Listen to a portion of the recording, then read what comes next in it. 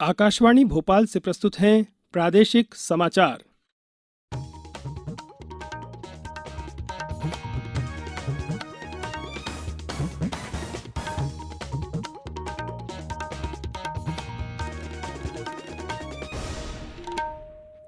नमस्कार, समाचारों के साथ मैं नवनीत चौबे।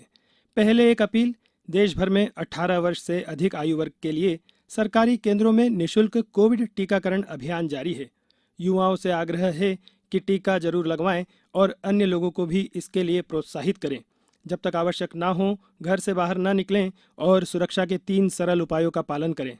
मास्क लगाएं, 2 गज की सुरक्षित दूरी बनाए रखें, हाथ और चेहरा साफ रखें। कोविड संबंधी जानकारी और मार्गदर्शन के लिए राष्ट्रीय हेल्पलाइन नंबर 011-2397-8046 और 1075 पर संपर्क करें। अब इस बुलेटिन के समाचार। सबसे पहले मुख्य समाचार। प्रधानमंत्री नरेंद्र मोदी के जन्मदिवस पर देश में कोरोना से बचाव के 2.5 करोड़ से ज्यादा टीके लगाए गए। प्रदेश में भी रिकॉर्ड 25 लाख लोगों को डोज दी गई। केंद्रीय गृह मंत्री अमित शाह आज जबलपुर में अमृत महोत्सव पर आयोजित विशेष समारोह में शामिल होंगे। उज्ज्वला योजना के दूसरे चरण का शुभारंभ करेंगे। प्रदेश में आंगनवाड़ी केंद्रों पर पोषण पंचायत में लोगों को पोषण के संबंध में जागरूक किया जाएगा और मौसम विभाग ने 9 जिलों में भारी बारिश की चेतावनी दी। अब समाचार विस्तार से। प्रधानमंत्री नरेंद्र मोदी के जन्मदिवस पर कल पूरे देश में 2.5 करोड़ से ज्यादा टीके लगाए गए, जो विश्व कीर्तिमान है। प्रदेश में भी एक दिन में 25 लाख लोगों को वैक्सीन डोज लगाकर रिकॉर्ड कायम किया गया है। मुख्यमंत्री शिवराज सिंह चौहान ने कहा कि प्रधानमंत्री के जन्मदिवस पर टीकाकरण महाअभियान 3 चलाकर 26 लाख से अधिक नागरिकों को सुरक्षा कवच प्रदान किया गया है।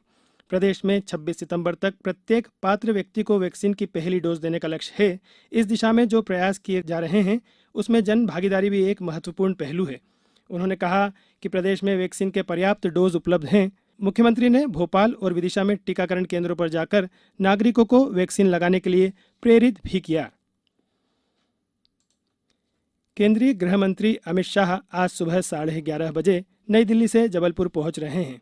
वे अमृत महोत्सव के अंतर्गत आयोजित स्वतंत्रता सेनानी, जनजातीय नायक अमर शहीद राजा शंकर शाह और कुंवर रघुनाथ शाह के सम्मान में आयोजित कार्यक्रम में भाग लेने के साथ ही अन्य कार्यक्रमों में भी शामिल होंगे। पेश है हमारे संवाददाता की रिपोर्ट। केंद्रीय गृह मंत्री अमित शाह आज जबलपुर में वीर बलिदानी राजा शंकर शाह और उनके पुत्र रघुनाथ शाह की प्रतिमाओं पर पुष्पांजलि अर्पित करेंगे। श्री शाह आज़ादी के अमृत महोत्सव के अवसर पर स्वतंत्रता आंदोलन में भाग लेने वाले आदिवासी नेताओं को सम्मानित करने के बाद यहां आम लोगों को संबोधित भी करेंगे। केंद्रीय गृह मंत्री मध्य प्रदेश में उज्ज्वला योजना के 2 चरण का शुभारंभ करने के बाद जबलपुर संसदीय क्षेत्र में भाजपा के बूथ अध्यक्षों के सम्मेलन में भी शामिल होंगे। इस क्षेत्र में स्वतंत्रता संग्राम और गौंड विरासत पर एक प्रदर्शनी, पुस्तक विमोचन, शहीदों पर केंद्रित फिल्म का प्रदर्शन और एक ई-एल्बम का विमोचन भी इस आयोजन के अन्य आकर्षण हैं। सुरभि तिवारी के साथ संजीव शर्मा, आकाशवाणी समाचार, जबलपुर। केंद्रीय कृषि मंत्री नरेंद्र सिंह तोमर ने कहा है कि दैनिक आहार में मोटे अनाजों को शामिल करके कुपोषण का मुकाबला किया जाएगा। हैदराबाद में पोषण आहार संबंधी 2 दिवसीय महासम्मेलन का उद्घाटन करते हुए उन्होंने कहा कि सरकार खाद्य सुरक्षा के साथ पोषण सुरक्षा को भी सुनिश्चित करने के लिए आवश्यक उपाय कर रही है। श्री तोमर ने कहा कि भारत ज्वार, बाजरे जैसे मोटे अनाजों का उत्पादन करने वाले देशों में अग्रणी स्थान हासिल कर लेगा। भारत की पहल पर ही संयुक्त राष्ट्र ने वर्ष 2023 को मोटे अनाजों का अंतर्राष्ट्रीय वर्ष घोषित किया है। अब समाचार में वक्त है एक ब्रेक का। कोविड-19 से बचाव और सुरक्षित रहने के 3 उपाय। मास्क लगाएं, 2 गज दूरी है जरूरी, सुरक्षित दूरी रखें, हाथ और मुंह साफ रखें। सरकार ने पैन कार्ड को आधार से जोड़ने की समय सीमा 6 महीने बढ़ा दी है। पहले यह समय सीमा इस महीने की 30 तारीख तक थी। अब इसे बढ़ाकर अगले वर्ष 31 मार्च तक कर दिया गया है। आयकर विभाग ने कहा है कि कोरोना महामारी के कारण विभिन्न पक्षों की कठिनाइयां दूर करने की केंद्र सरकार की प्रतिबद्धता और इस मुद्दे पर हितग्राहियों के अनुरोध पर विचार करते हुए यह निर्णय लिया गया है। आयकर अधिनियम के तहत जुर्माने की कार्रवाई पूरी करने की तारीख भी मौजूदा 30 सितंबर से बढ़ाकर अगले साल मार्च कर दी गई है। पोषण माह में प्रत्येक आंगनवाड़ी केंद्रों में पोषण पंचायत का आयोजन किया जाएगा। संचालक महिला बाल विकास डॉक्टर रामराव भोसले ने पोषण माह को जन आंदोलन का स्वरूप देने के लिए प्रत्येक स्तर पर जन समुदाय की अधिकतम भागीदारी तथा उन्हें पोषण एवं स्वास्थ्य के प्रति जागरूक करने पर जोर दिया है। पोषण पंचायत का मुख्य उद्देश्य आम जनता को बेहतर पोषण के 5 मंत्र, जीवन के प्रथम 1000 स्वर्णिम दिवस में पोषण एवं स्वास्थ्य सेवाओं का महत्व, पौष्टिकता युक्त भोजन का सेवन एवं सेहत, बच्चों, किशोरियों, गर्भवती और धात्री महिलाओं का एनीमिया से बचाव के लिए खाद्य विविधता एवं आयरन की दवाओं के सेवन के लिए प्रोत्साहित करना, दस्त प्रबंधन, जिंक, ORS के घोल का उपयोग और व्यक्तिगत स्वच्छता, सफाई एवं स्वच्छता के व्यवहार से रूबरू कराना है। प्रदेश में व्यापक वर्षा का दौर जारी है। मौसम विभाग ने राजगढ़, झाबुआ, रतलाम, उज्जैन, शाजापुर, आगर, भिंड, मुरैना और श्योपुर कला जिलों में भारी बारिश की चेतावनी दी है। राजधानी भोपाल में लगातार जारी बारिश से मौसम में पहली बार केरवा बांध के 2 गेट खोले गए। कल रुक रुक कर दिन भर बारिश चलती रही। अब तक भोपाल में 35 इंच से ज़्यादा बारिश हो चुकी है। वहीं प्रदेश में औसतन 34.74 इंच बारिश हुई है। मौसम विभाग ने सितंबर माह के अंत तक बारिश का सिलसिला जारी रहने का अनुमान जताया है।